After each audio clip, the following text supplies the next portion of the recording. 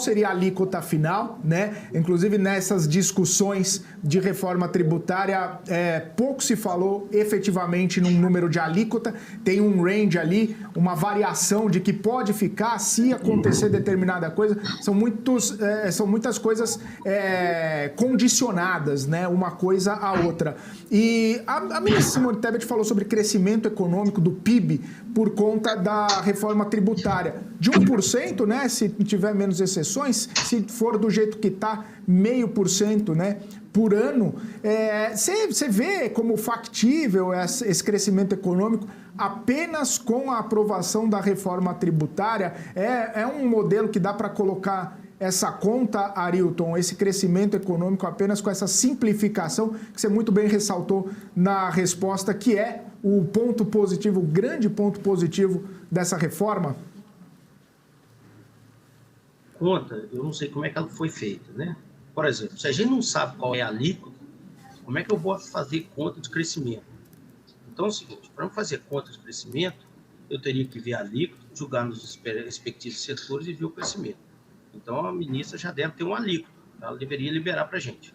Hoje, o que nós temos é incerteza sobre isso. Então, fazer essa conta, eu já fiz essa conta com os amigos meus o final de semana inteiro, conta de boteco, né? Você está lá, tira aquele guardanapo, quanto que é tal, aí você faz as contas. Mas aí a gente não vem aqui falar qual é o número, né? Então é o seguinte, assim, no momento, sem saber as alíquotas, é difícil saber como que vai dar crescimento. Por exemplo, o setor do agronegócio é um setor que não tem ciclo. Você pegar os dados aí do IBGE de 96 para cá e tirar a tendência do dado, você vai ver que é uma tendência linear. Ele só cresce. Certo? O crescimento do primeiro trimestre é todo ele puxado, né, pelo setor de agronegócio, né, com crescimento aí de 18,8%. Então, é um setor, por exemplo, que hoje a tributação é mais baixa. Essa alíquota, vamos lá, ele está nessas categorias especiais. Teoricamente, vai se receber 60%, redução de 60% na alíquota total do imposto. A pergunta é, o imposto de 30%, uma alíquota de 30%, 60%, aí você já começa a ver, peraí, aí começou a ficar complicado. Então, você olha cada um desses casos, é difícil você saber se o setor vai ser tributado a mais ou a menos. Okay? Então, eu acho que, primeiro, para a gente saber essas contas, ter uma noção, ter um número confiável, né, talvez a ministra tenha acesso aí à Receita Federal, possa ter feito simulação, mas aí a gente precisa saber como é que essa conta foi feita e qual é a alíquota que está sendo cobrada. Uhum. Sem isso, fica difícil, certo? Assim, como é que vai? Assim, então tá, se a alíquota é 50%, nós vamos crescer isso? Então, qual é a alíquota que foi? Então, assim, está faltando um pouco de dados para a gente poder comentar essa afirmação da ministra. Tá? Arilton, sobre reduzir carga tributária, né? Quais seriam as alternativas? O governo diz que tem uma possibilidade, né, de encaminhar em breve reformas ou sinalizações ou propostas para reduzir essa carga tributária e também cortar gastos, né? Como que faz isso, né, com isso que está posto, né, com essa reforma que está posta agora em discussão no Senado Federal? Olha, na reforma tributária hoje, não existe essa possibilidade. Pelo contrário, o que existe aumenta a carga, né? A possibilidade via, o ITCMD, o Imposto sobre Transmissão, né? Eles estão prevendo que ele vai ser progressivo. Se cada estado vai aprovar a sua. Hoje ele é uma alíquota única, o estado pode fazer ele progressivo. 2, no final da reforma tributária está lá dizendo que o governo é obrigado a mandar a reformulação do imposto de renda nos próximos 6 meses. Certo? Bom, reformular o imposto de renda tem um nome, é a bitributação do dividendo. Então, assim, o Brasil tem imposto mais, a carga tributária é muito elevada, incompatível com o nível de produtividade que nós temos, e eles estão pensando nisso. Está pensando em corte de gasto. A primeira coisa que nós temos que fazer é colocar o governo brasileiro no orçamento do cidadão brasileiro. Não tem jeito, veja só. Os salários do setor público brasileiro são incompatíveis com o nível de renda do brasileiro. Você vai para Brasília, aquilo ali parece lá a Ilha da Fantasia, né? Você é jovem ainda, nos anos 80 tinha um programa chamado Ilha da Fantasia. É isso aí, é Ilha Fantasia. A gente ganha 30, 40 mil reais por mês. E a renda do brasileiro não é, nem chega perto disso, né? Assim, o último número que eu vi, já deve estar um pouco defasado, era de R$ 2.600 por mês, aí, trabalhador com carteira assinada.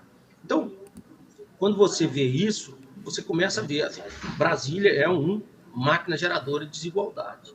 Essa reforma tem potencial de aumentar a receita tributária, ou seja, aumentar a carga tributária.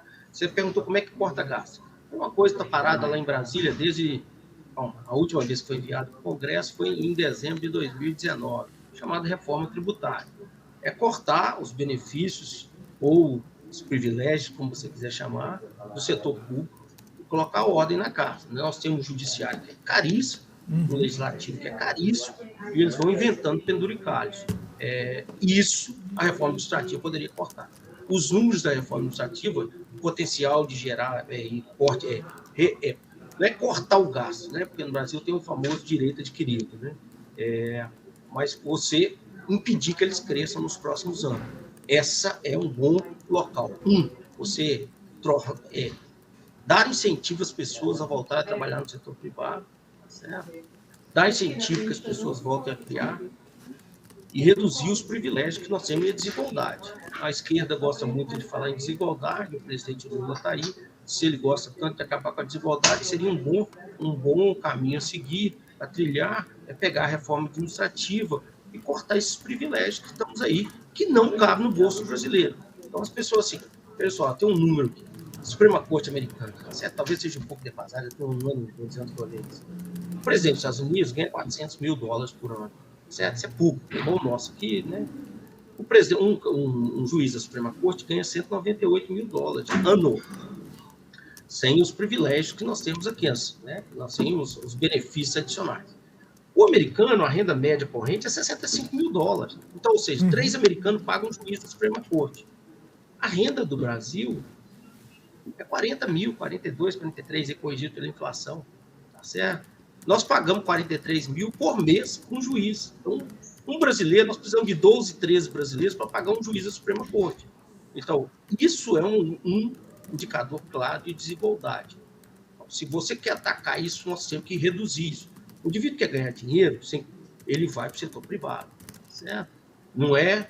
Outro dia saiu aí, brincando aí, não sei se é verdade ou não, mas a procuradora dizendo que 37 mil não dá para pagar aí os gastos dela. Então é o seguinte, se você quer ganhar mais de 37 mil, veja bem, eu dou maior apoio, mas então não vá para o setor público, que lá você não corre risco. Você tem salário garantido, aposentadoria garantida. Até recentemente, aposentadoria integral vinculada a ativo, certo? Se você quer ganhar muito, você vai para o setor privado. O Brasil criou uma máquina, uma ilha da fantasia chamada Brasília. Então, nós temos que atacar Brasília. Tem jeito de reduzir gasto? Tem. A reforma tributária é o primeiro motivo para começar. Segundo, essa reforma tributária, por exemplo, ela poderia começar a prever, e aí vamos respeitar a federação, né? Que essa reforma meio que desrespeita sensivelmente, começar a respeitar a federação. O governo poderia começar com o que nós estamos chamando de CBS aí, contribuição sobre bens e serviços, começar a reduzir a alíquota. Já que tem 50 anos aí que estão calculando para fazer a transição e cobrar imposto de destino, do origem para o destino, então ele poderia colocar nesses últimos 25 anos aí, pelo menos, uma redução dessas alíquotas. Nada é feito nesse sentido. Então, uma reforma administrativa, uma redução dessas alíquotas seria um caminho muito bom. Aí eu diria, nós podemos crescer até muito mais, o aumento da nossa taxa de crescimento pode ser até muito maior do que 1%. Perfeito. Arilton, agora entrando, né, em toda essa discussão a respeito de atuação do...